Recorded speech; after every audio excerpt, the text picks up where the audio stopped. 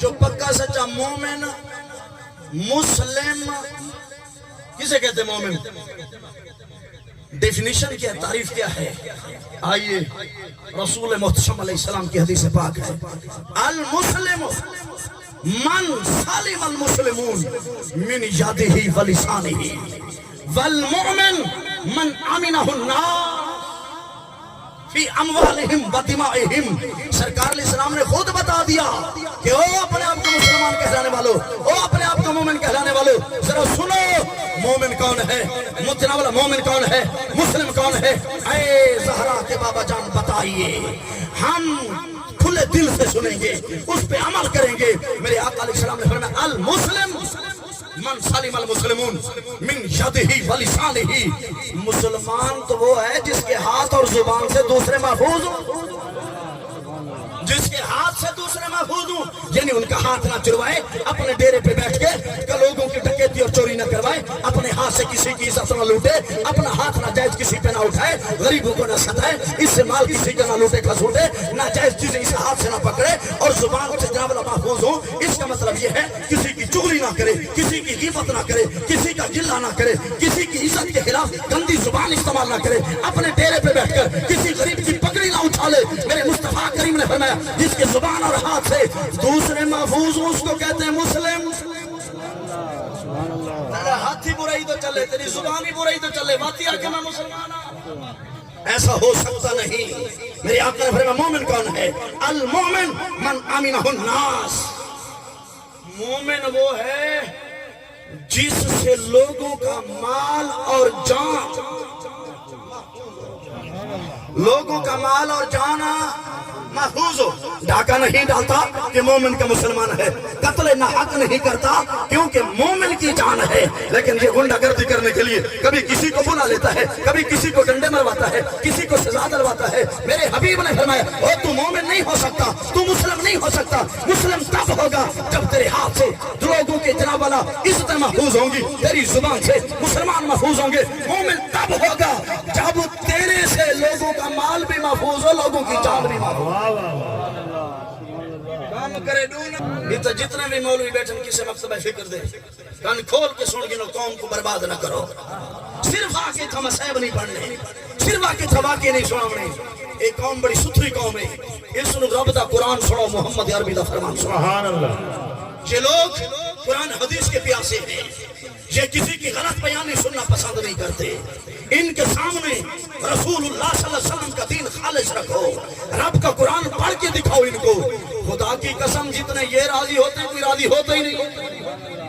حضور نبی محتشم علیہ السلام نے ارشاد فرمایا، میرے آقا نے فرمایا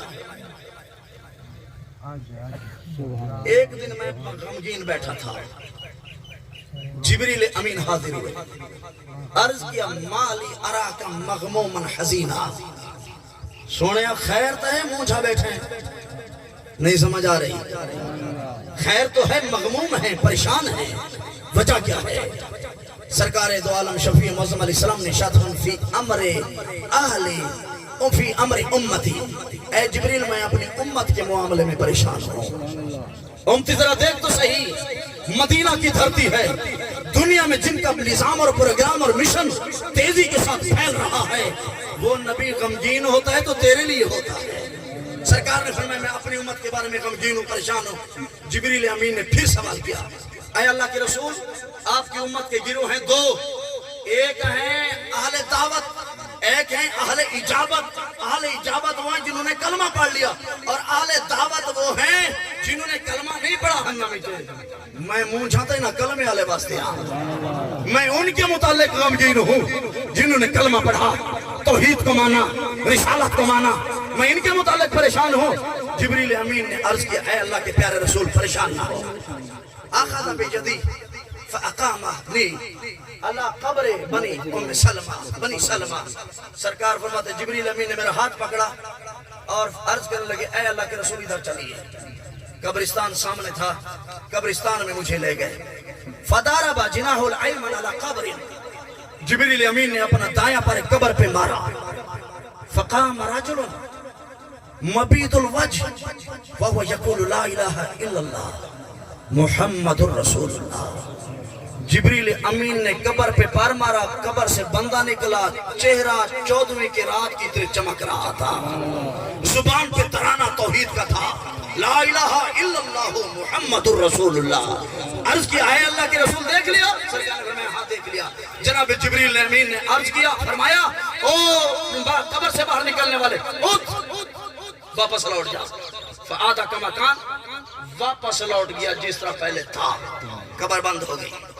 آج کیا ہے اللہ کے رسول آگے چلے، فضرب بجناح الایسر علی قبر، جناب جبریل امین نے اپنا بایاں پر قبر پہ مارا، بایاں پر، فخرج رجل، بندہ نکلا، ارزق العینین مسود الوجہ، چہرہ کالا سیاہ، آنکھیں نیلی، عجیب و غریب کیفیت، زبان پہ کلمہ جاری نہیں، زبان پہ ایک طرح نہیں، واہ حسرتا واہ ندامتا۔ اے اللہ کے پیارے رسول دیکھ لیا، یبعثون، ان کو اسی حالت میں اٹھایا جائے گا جنہوں نے تیرا کلمہ پڑھا، کلمے کی لاج رکھی، حرام سے بچے، سود سے بچے، رشوت سے بچے، غنڈہ گردی سے بچے، انتشار سے بچے، افتراق سے بچے، لوگوں کے حقوق پہ ڈاکہ ڈالنے سے بچے، بہنوں ماؤں بیٹیوں کے حقوق کا خیال رکھا۔ اے اللہ کے پیارے رسول میں ضمانت دیتا ہوں قیامت کے دن قبر سے نکلیں گے کلمہ پڑھتے ہوئے نکلیں گے۔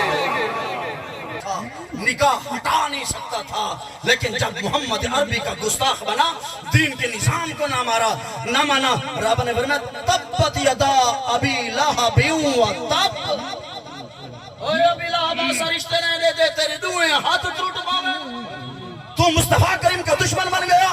قیامت کا دن ہے، اب یہ چمکتے چہرے والا سیاہ چہرے لے کر اپنی قبر سے نکلے گا۔ نتیجہ کیا نکلا؟ جو دین پہ عمل کرتا گیا وہ یہاں بھی مزے میں رہا، قبر میں بھی مزے میں رہا، حشر کے میدان میں عزت کے ساتھ نکلے گا۔